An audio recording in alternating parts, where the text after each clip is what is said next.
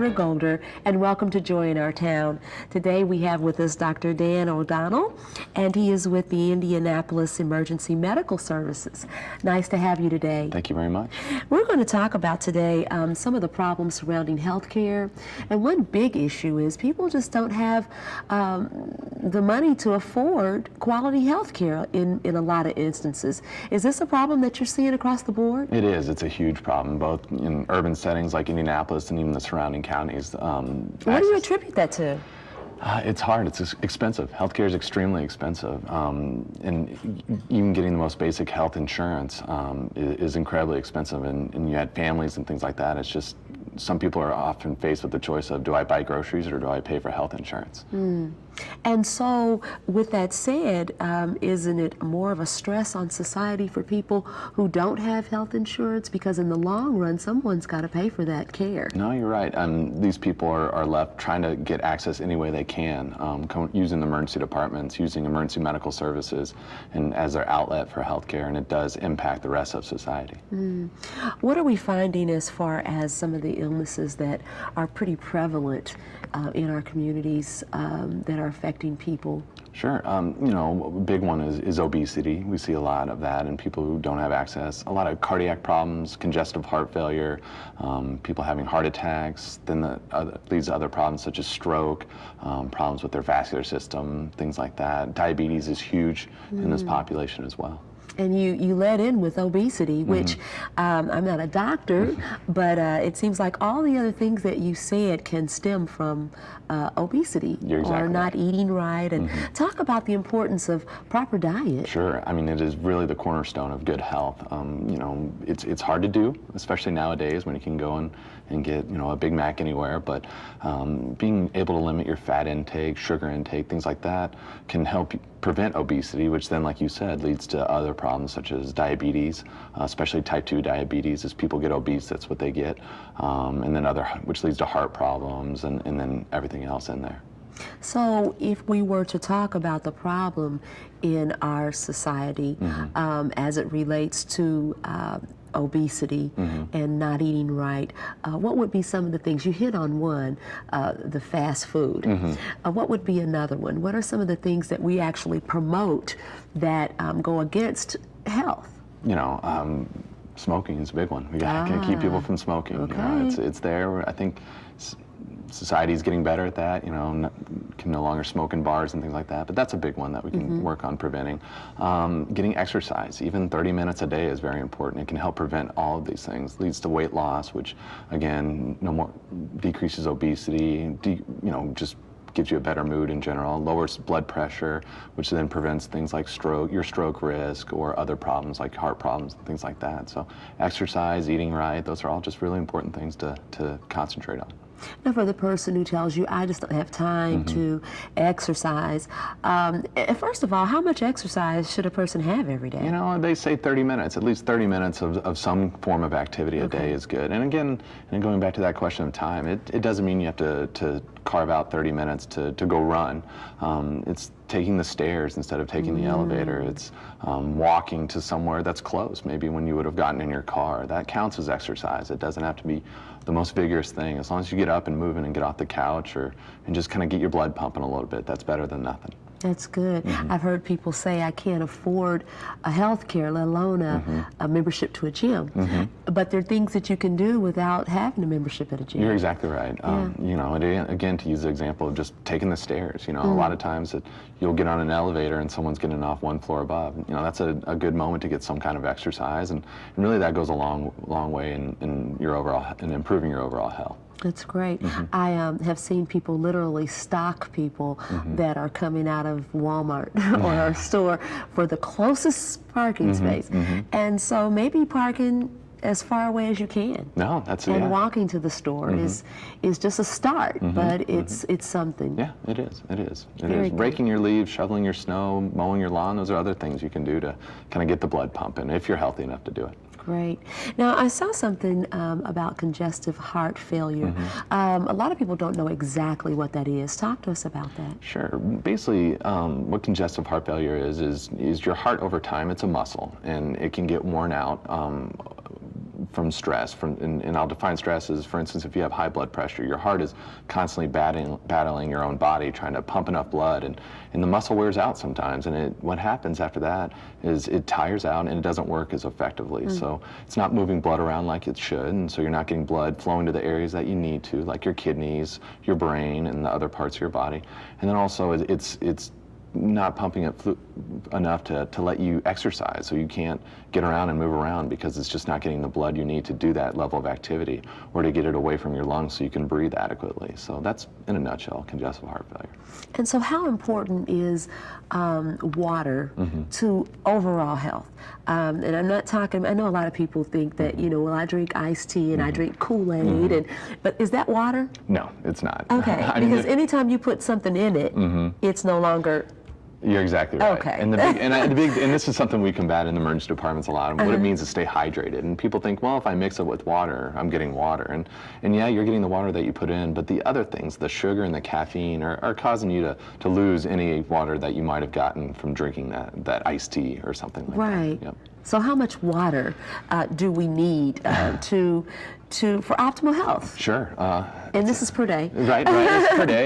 You know, I'm an emergency doctor, so I usually work on people who haven't gotten enough water. Wow. You know, they say anywhere. I think a good rule of thumb is anywhere probably 8 12-ounce glasses. I mean, that's on the upper end, but you know, you need to stay hydrated and drink more than you should. I think a good rule of thumb is at mealtime at least you should have a glass of water, something hydrating you, and then definitely a few times in between each meal. So you know, you don't want to necessarily get a gallon jug and start measuring out, but just make sure you are drinking water. And then on hot days, to make sure you're increasing your intake or with activity. Somebody told me one time, they said that by the time you started to get thirsty, you've already began to get dehydrated. Is that true? In a way, it is true, because thirst is telling it's your body's signal that, hey, I need something, I'm a little behind. So that is true.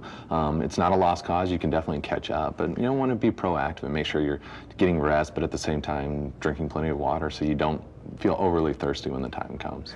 So the reason that we need more water when it's hot as opposed to cold is because we lose water. Talk about that. Yeah, and when we get hot, our first body's response is to sweat, and that is our body's trying to cool itself off, and by drinking water you're replacing all that water that you're losing through sweat. At the same time, there's some other things happening, like you're breathing faster and you're losing moisture through breathing, and so you need water to replace that as well, and just in general your body needs more blood flowing around, and that water, the more you take in, it kind of helps that blood get to where it needs to go to let you do what you need to do.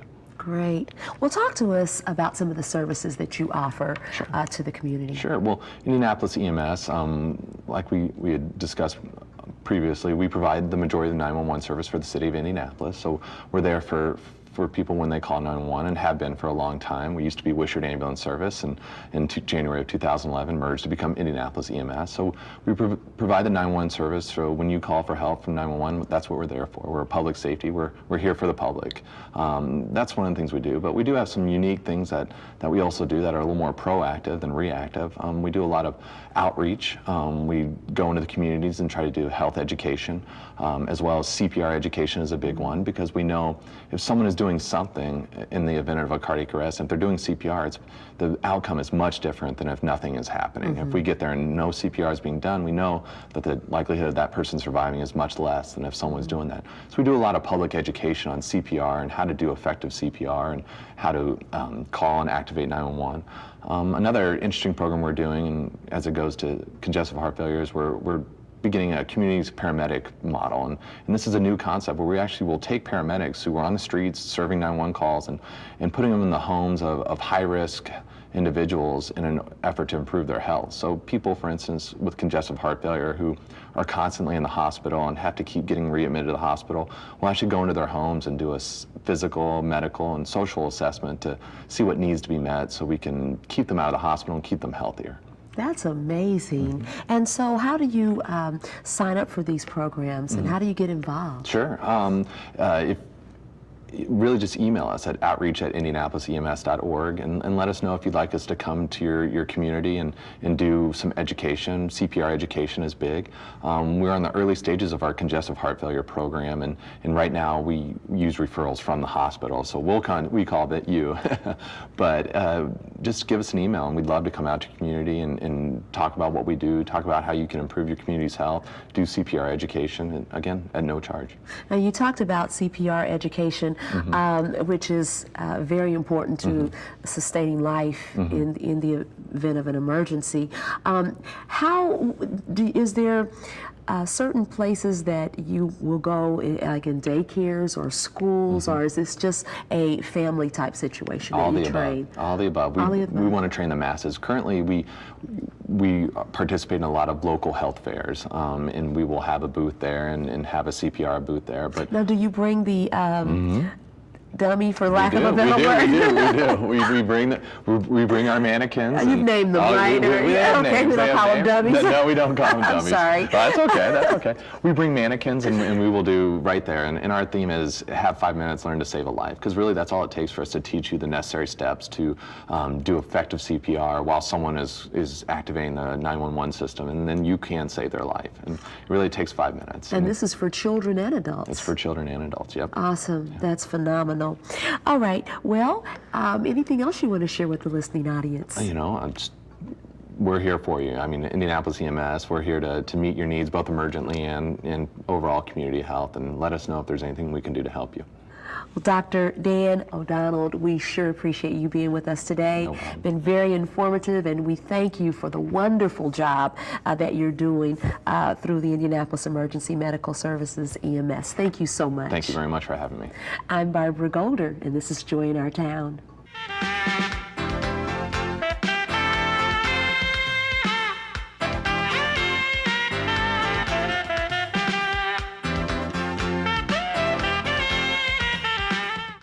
Have you noticed your prescription medication disappearing? Changes in the eating or sleeping habits of your children? Changes in physical appearance, behavior, or personality? These might be signs that your child is abusing drugs or other substances. There are approximately 24,000 annual fatal unintentional drug poisonings in the U.S. Drug overdose deaths are second only to car crashes of unintentional injury deaths. The majority of deaths are largely due to misuse and abuse of prescription drugs. Hi, I'm Sharon Blair. I lost my daughter, Jennifer, to a drug overdose at age 29. I am working on the Jennifer Act, which is a legislative bill to bring aid and intervention to those who are addicted to drugs or alcohol and cannot stop using them on their own without help. Recovery is possible, and the Jennifer Act starts them in the right direction. If you would like more information, please visit www.thejenniferact.com.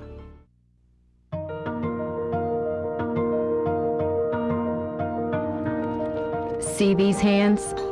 They grip the wheel of a Humvee in Afghanistan. These hands? 6 years treating soldiers. 12 years flying choppers. My hands? They're here for the person who fought in Afghanistan. I made the call and got support from my sister. My hands are here for the person who treated those soldiers. I helped connect my son with the care he's earned. Mine take care of the person who flew those helicopters. And if life gets overwhelming, they're ready to dial the Veterans Crisis Line. The Veterans Crisis Line is here for all veterans and their loved ones. Call 1-800-273-8255 and press 1 or chat online at veteranscrisisline.net.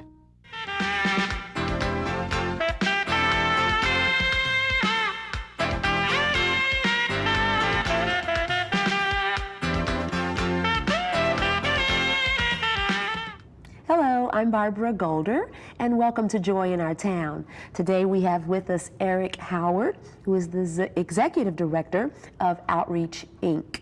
Welcome. Hello, how are you? Good, thank you. How are you? I'm doing well. Good.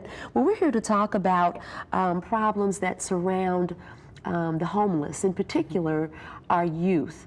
Now, is homelessness on the rise with our youth, or is it, declining? Where are we at as a society? As a society, I don't know. As far as Indianapolis goes, we've seen a steady and consistent rise over the last several years. We'll work with a little over 400 kids this year, both directly living and residing on the street or in abandoned homes, or that are homeless and go to high school. So are these youth living with their other family members homeless, or are they alone or abandoned, or how That does is that a work? great question, and the answer is yes. So we have some of our kids that are staying with family members and some that are independent, because outreach really focuses on that age of between 14 to 24 years old. Our average age is between 19 and 20. And so we're serving kids as young as 14 and up to the age of 24 that are more at a permanent position. Kids that are in high school that may be doubled up, that may be going from place to place, to those that, like I previously said, are directly on the street. But we are continually seeing an increase in the number that our ministry is serving.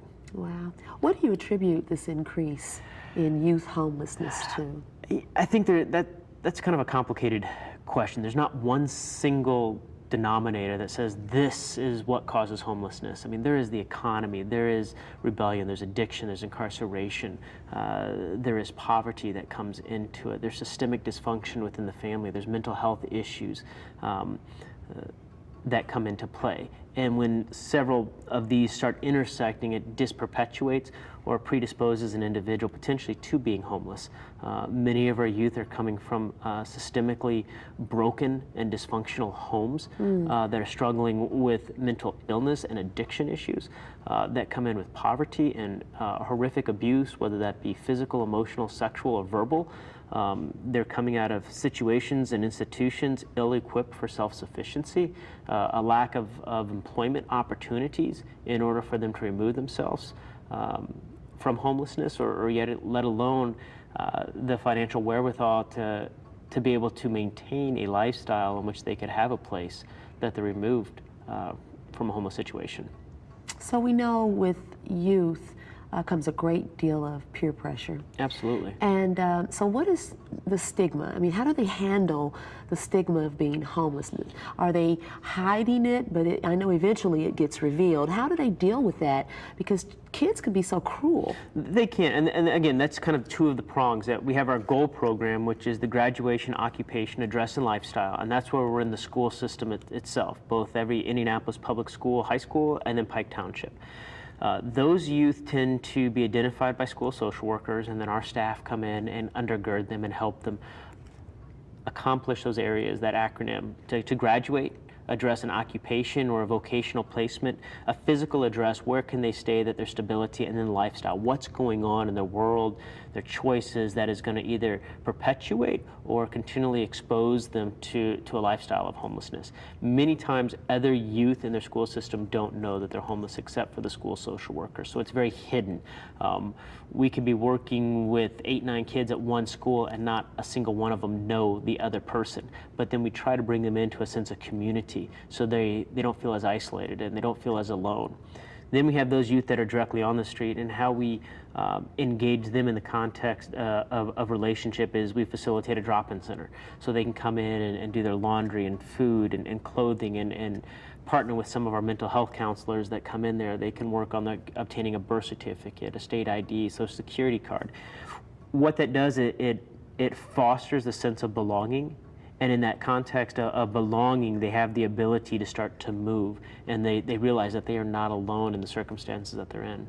And I want to talk about your programs later, but I want to refocus and really delve into the problems that it causes our communities when we have youth that are homeless. Absolutely. Let's get into some of those issues, some of the struggles. Well, we know that for every youth that is homeless, that is incarcerated, it costs the taxpayer to house them. We know that every youth that it has been projected that for every youth that drops out of school over their lifetime without a high school diploma will cost society about $600,000, specifically if they are homeless. So just last year alone, we saved the city of Indianapolis over the lifetime of these individuals that we helped graduate a little over $18 $18 million.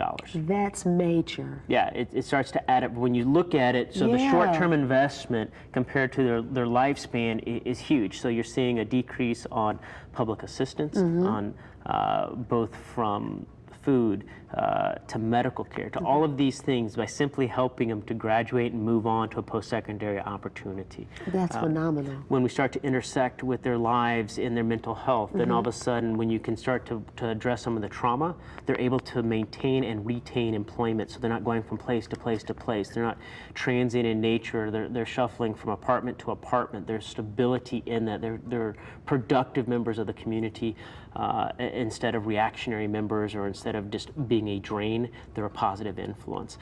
We're seeing that. You're seeing youth that we work with making choices to not have a child, which anybody that's a parent realizes that that bundle of joy is a financial obligation too. Yeah, it doesn't stop. It just keeps on giving and taking. And eating. Exactly, like you can't. So, I mean, there is that barrier that comes into it, and so by not having a child, that is one more opportunity for them to obtain stability. That is one more opportunity that they can put some sure footing under them until they are financially ready to have that child. That's major. Talk about, if you will, just for a very brief moment, the impact that drug abuse plays into this homelessness and the problems with our youth. Absolutely. The use of drugs definitely plays a role in where the youth are. They discover it, it numbs them, it makes them feel better, but it really is just trying to hide their trauma, their pain, their hurt, and they're trying to figure out how do they make sense of this. It simply numbs you and makes you, so you don't have to deal with it. Exactly. Yeah. and it's that simple. I think where we see a lot of our youth really struggling with is specifically with alcohol.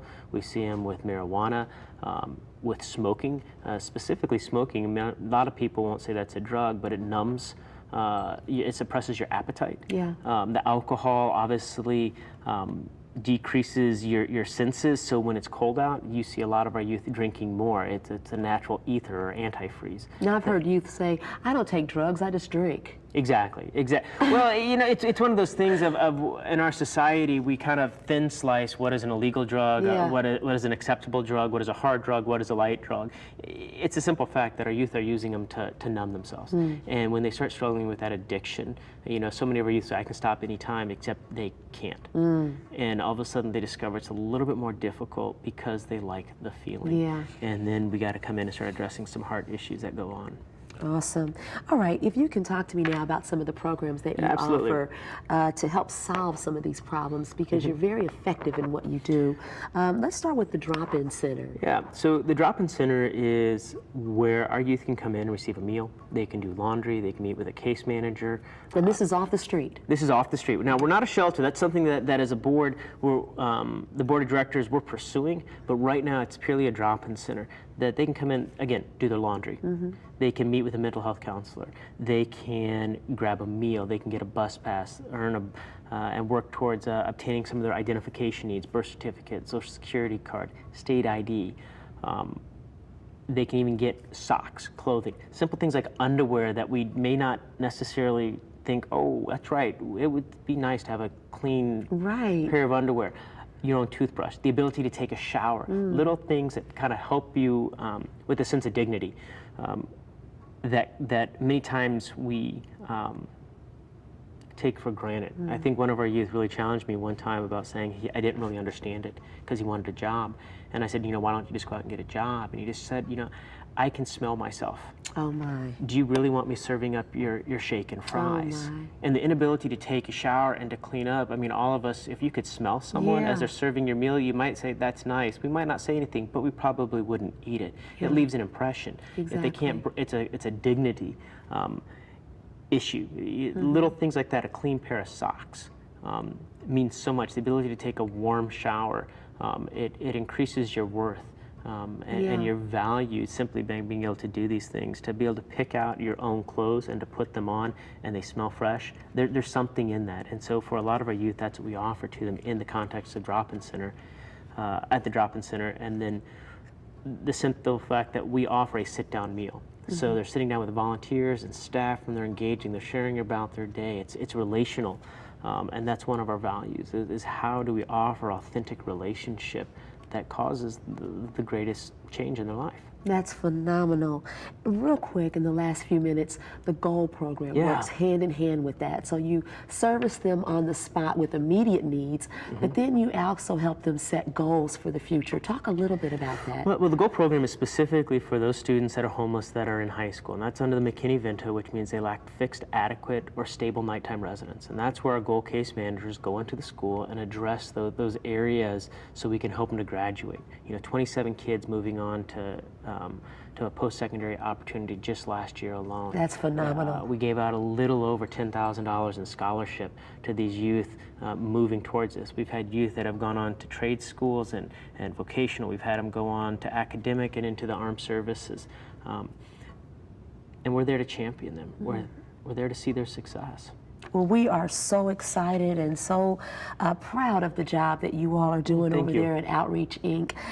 You've been listening to Joy in Our Town. Our guest has been Eric Howard, the Executive Director of Outreach, Inc. Thank you so much for being with us. Pleasure being here. Thank you. I'm Barbara Golder. This is Joy in Our Town. This program has been sponsored by the Trinity Broadcasting Network and made possible by your telethon dollars. Your continual support can keep Joy in Our Town brought to your home every day. So write Joy in Our Town, P.O. Box A, Santa Ana, California, 92711.